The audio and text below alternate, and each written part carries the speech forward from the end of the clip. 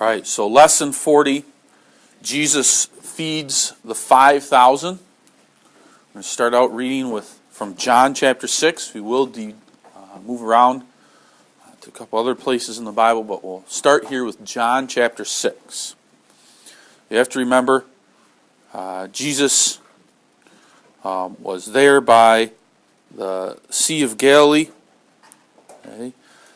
And he had done some work around there, and now he had gone across the sea. He was going to go with his disciples after John the Baptist had been beheaded. They were looking to go for some relaxation and time away from the crowds. And let's see what happens here. So, chapter 6, verse 1 of the book of John. After these things, Jesus went over the Sea of Galilee, which is the Sea of Tiberias. And a great multitude followed him, because they saw his miracles which he did on them that were diseased. And Jesus went up into a mountain, and there he sat with his disciples. And the Passover, a feast of the Jews, was nigh. Okay. So let's stop there a second, take a look at a few things. So Jesus and his disciples get in a ship, and they head to the other side of the sea. And maybe they got a little bit of peace and quiet, or maybe they got a little bit of study time done.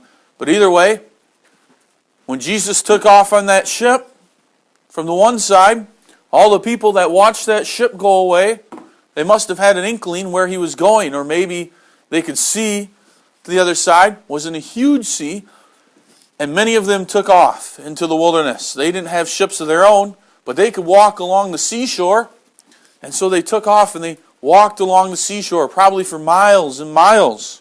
Okay? Maybe some 5 or 6 or 7 miles. Take some time. It's going to take 3-4 hours. And there they took off, walking on foot across the Sea of Galilee, going around, maybe keeping an eye on the ship. They could see it out there, figuring out maybe where it's going to land. Jesus and his disciples get to the other side. Okay?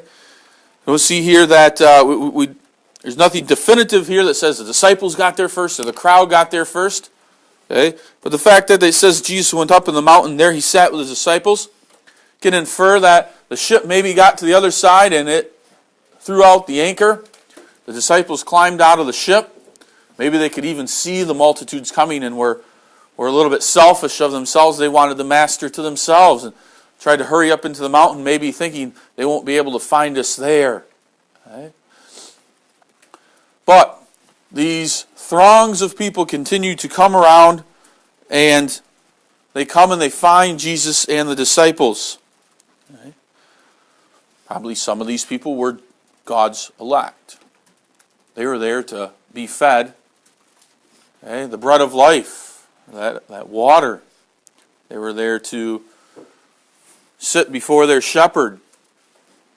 Others of them probably just wanted an earthly kingdom. We'll get to that a little bit later. Okay? So then we have first verse 5. And Jesus then lifted up his eyes, and he saw a great company come unto him. And he saith unto Philip, Whence shall we buy bread, that these may eat?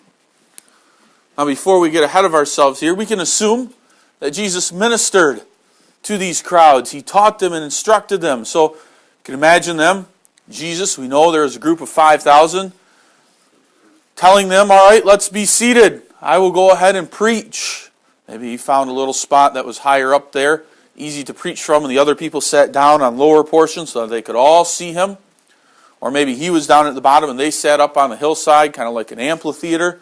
But either way, all the people could see Jesus, and he told them to sit down. We know there's approximately 5,000 men, the Bible tells us, plus women and children. Now, if all of these men were married, now you can automatically add 5,000. If they all had a couple of children, you could add 10,000 more. Now, we probably assume there's a mixture. There were married and unmarried. There were small families and large families.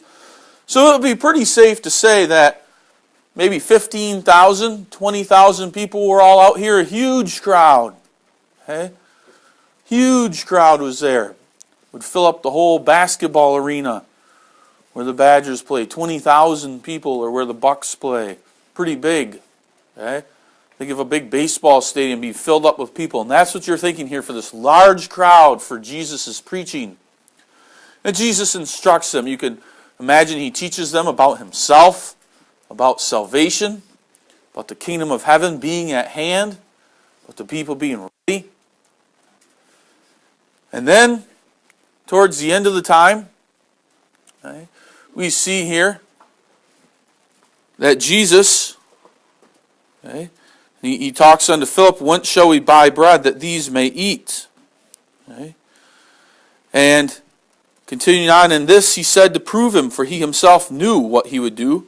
Philip answered him, 200 pennyworth of bread is not sufficient for them, that every one of them may take a little. One of his disciples, Andrew, Simon Peter's brother, saith unto him, there is a lad here, which hath 5 barley loaves and 2 small fishes. But what are they among so many? And Jesus said, make the men sit down. Now, there was much grass in the place, so the men sat down in number about 5,000. And Jesus took the loaves, and when he had given thanks, he distributed to the disciples, and the disciples to them that were sat down, and likewise the fishes as much as they would. When they were filled, he said unto his disciples, gather up the fragments that remain, let nothing be lost. Therefore they gathered them together, and filled 12 baskets with the fragments of the 5 barley loaves, which remained over and above unto them that had eaten. So we're gonna stop right there a second. Okay? And let's also turn to Matthew chapter 14. So go to Matthew chapter 14 here. And we start at verse 22.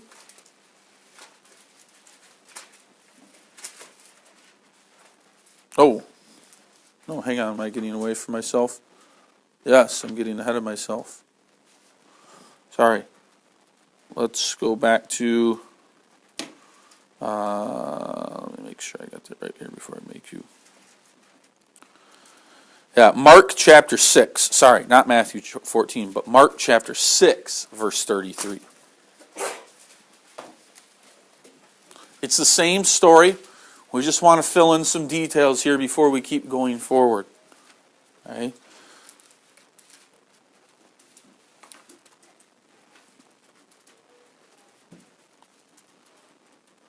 Look at verse 35. That's where we're going to start. It looks like everybody's there. And when the day was now far spent, his disciples came unto him and said, this is a desert place, and now the time is far past. Send them away, that they may go into the country round about, and into the villages, and buy themselves bread, for they have nothing to eat. And he answered and said unto them, give ye them to eat. And they said unto him, shall we go and buy 200 pennyworth of bread, and give them to eat? He said unto them, how many loaves have ye here? Go and see. And when they knew, they said, 5 and 2 fishes. And he commanded them to make all sit down by companies upon the green grass. And they sat down in ranks by hundreds and by 50s. When he had taken the 5 loaves and 2 fishes, he looked up to heaven and blessed, and brake the loaves, and gave them to his disciples to set before them. And the 2 fishes divided he among them all, and they did all eat, and were filled. And they took up 12 baskets full of the fragments and the fishes, and they did eat of the loaves, which were about 5,000 men. So, what we get here is a little bit that the other portion is missing. So at the end of the preaching, okay, at the end of the day, Jesus and his disciples, Jesus is done preaching, and the disciples look out, and they realize these people are hungry. They've been here all day. They came around on foot, they followed us, and they didn't take any provisions with them, foolish as that was.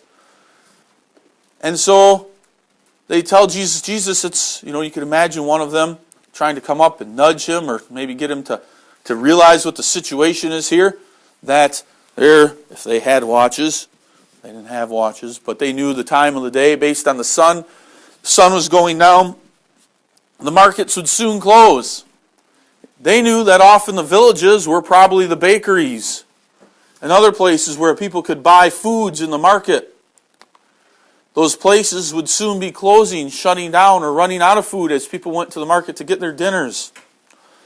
And so they kind of nudged Jesus. They let him know, Master, these people here are all going to be hungry, and we don't have any food for them, and it's going to be a long journey for them to get back. They're going to get weary and faint and be in trouble. Maybe we should send them into the nearby villages here a second so that they can go buy some food because we don't have enough with us. Why don't we send them into the villages and towns before the markets are closed or before they run out so that they can get some food from them? Okay? That's some pretty wise advice. That's not bad advice, but yet what it shows is a lack of faith. By now the disciples should know, don't push the master. Don't try to tell him what to do, but let us stand back and in awe see what he will do.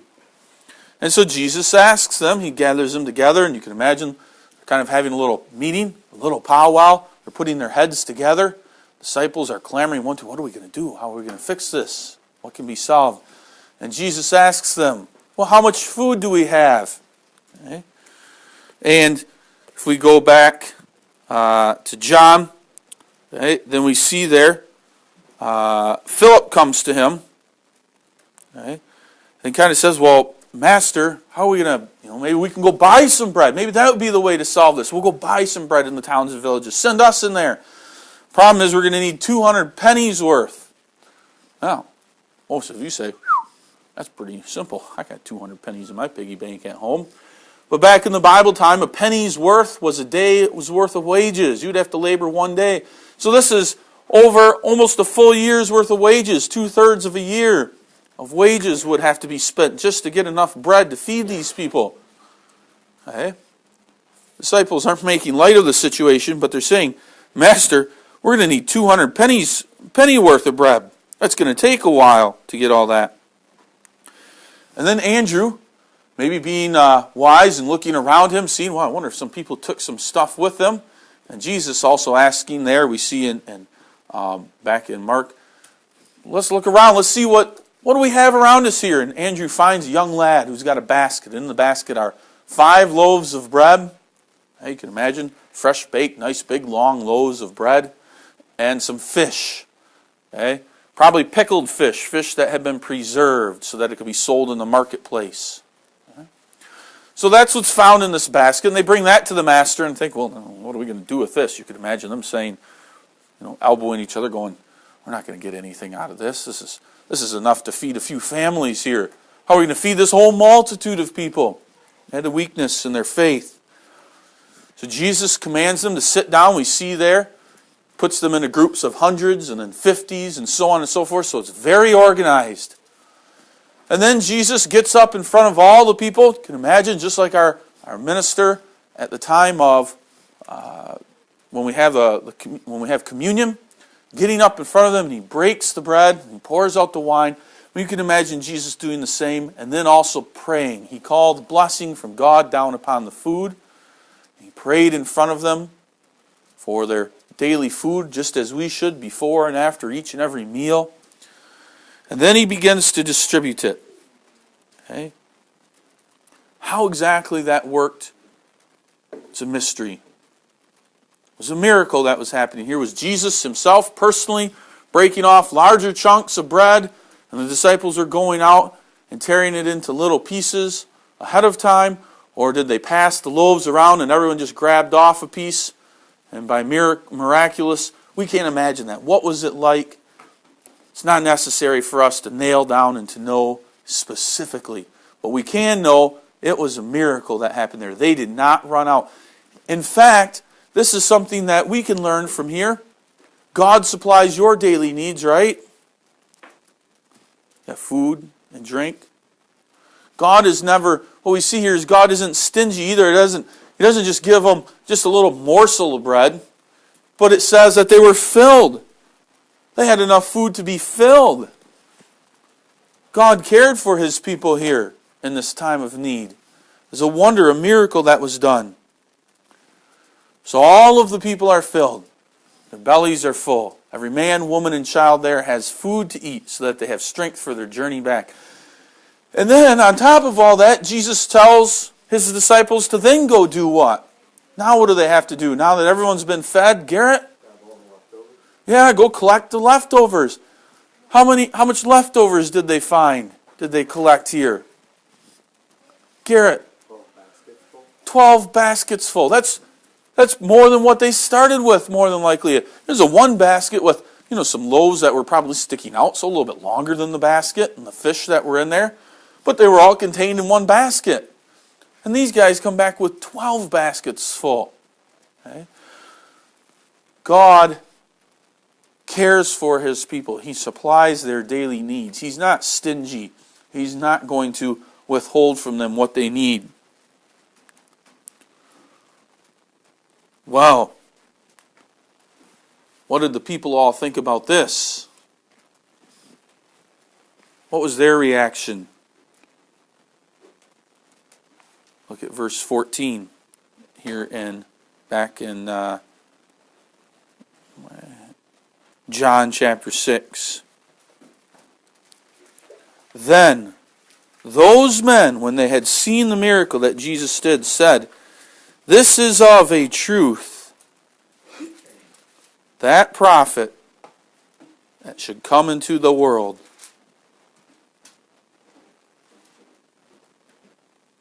They are looking for the prophet that would come into the world, one who would supply all of their daily needs. Can you imagine the Canadian Prime Minister on the news tonight doing the exact same thing,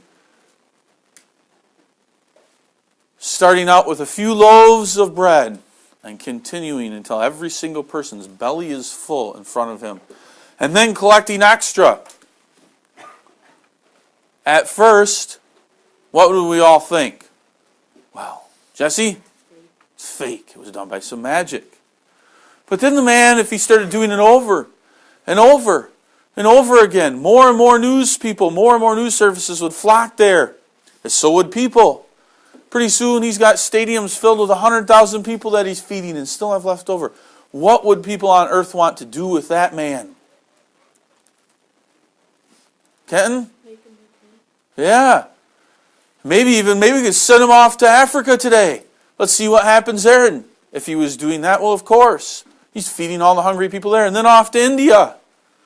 Absolutely, the world would want to make that man the king. All of us would be very cautious and immediately think, who is this man? What could he possibly be? Jesse? Yeah, this man who is coming to take care of everyone in the world and unite them all together. I want to be very cautious that this isn't the Antichrist. I need to be very careful. But the world will want to make him a world leader, and that's what these people wanted to do here too. They wanted to take Jesus and set him up as an earthly king, and he could care for all their needs. We won't have to work again. He'll feed us every night, and we'll have enough. This is wonderful. Exactly what they were looking for. But that's not the case.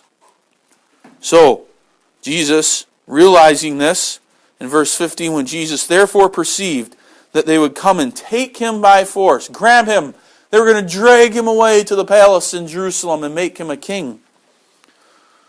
To make him king, he departed again into a mountain, himself alone. Jesus here dismisses the multitude. They want to grab him, and by some, again, powerful force of God, Jesus goes up into the mountain. Before he leaves, he tells his disciples to depart, get into the ship and go back.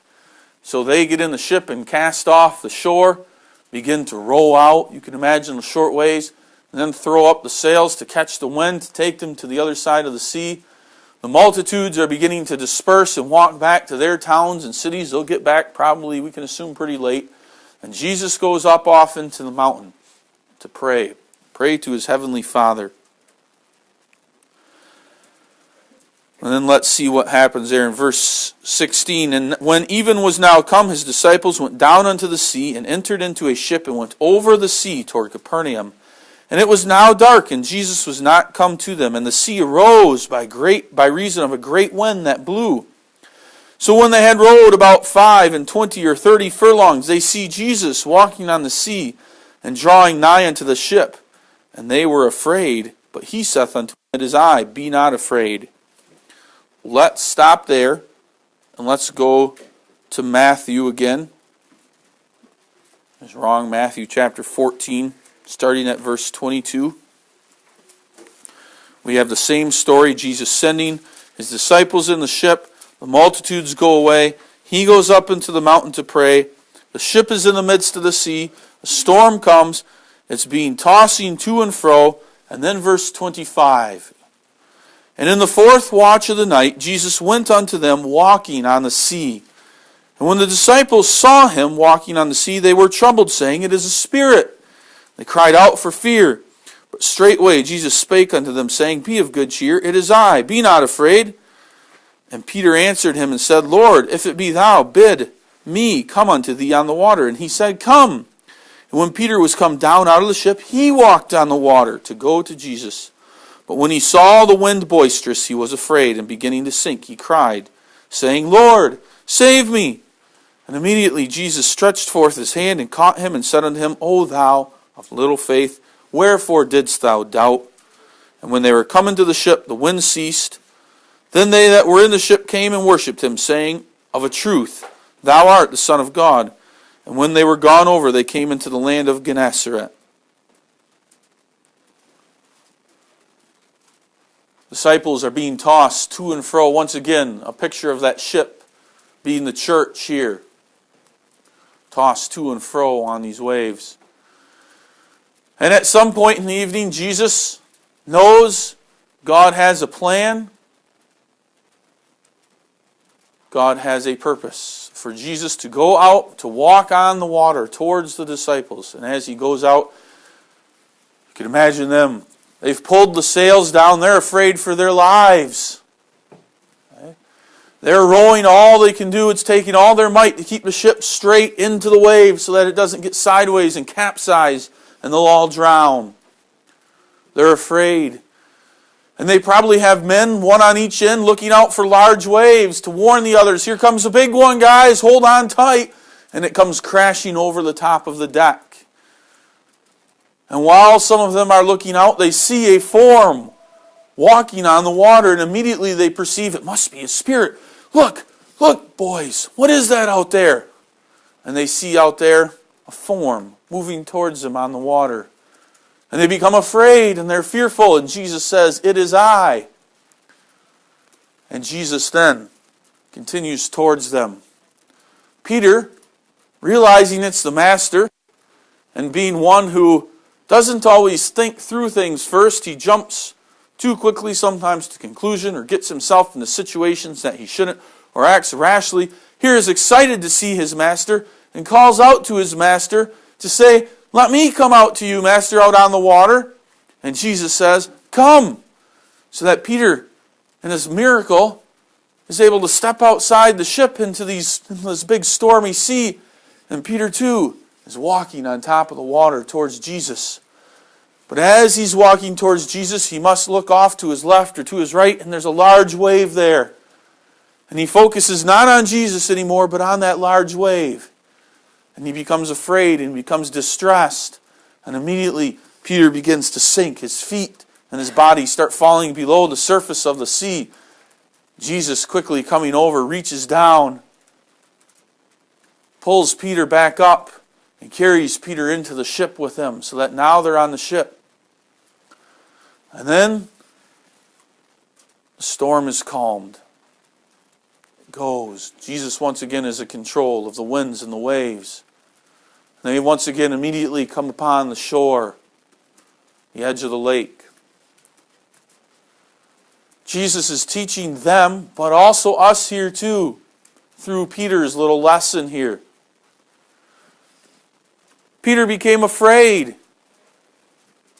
Instead of focusing on Christ and realizing that, yes, there are things here on the sides of me that are scary.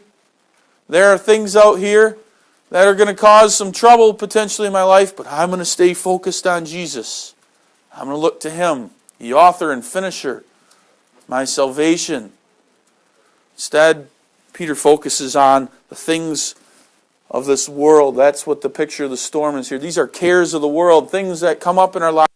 And rather than focusing on Jesus over there, he focuses on the waves.